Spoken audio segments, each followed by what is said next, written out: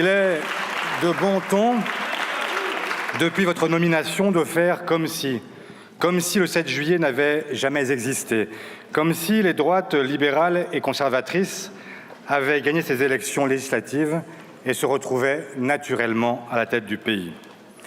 Vous ne pouvez ignorer la violence de ce détournement démocratique, la violence de l'offense faite au peuple français. Le 7 juillet, c'est le Front populaire qui est arrivé en tête. 2 mois plus tard, c'est un Premier ministre issu d'un parti laminé et un gouvernement issu d'un parti rejeté par 3 fois en 1 mois qui sont à la tête du pays et, comble de tout, ce gouvernement est placé sous la tutelle de l'extrême droite alors que 2 tiers des Français sont venus lui faire barrage.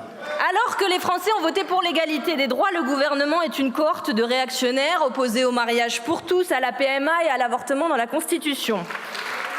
Alors que les Français ont voté pour la bifurcation écologique, le gouvernement rassemble des adorateurs des pesticides et les héritiers d'un empire pétrolier.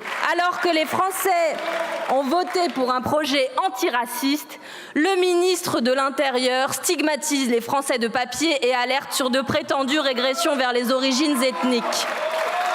Alors que les Français ont voté pour une 6e République et pour le RIC, le même argumente en faveur de la désacralisation de l'état de droit.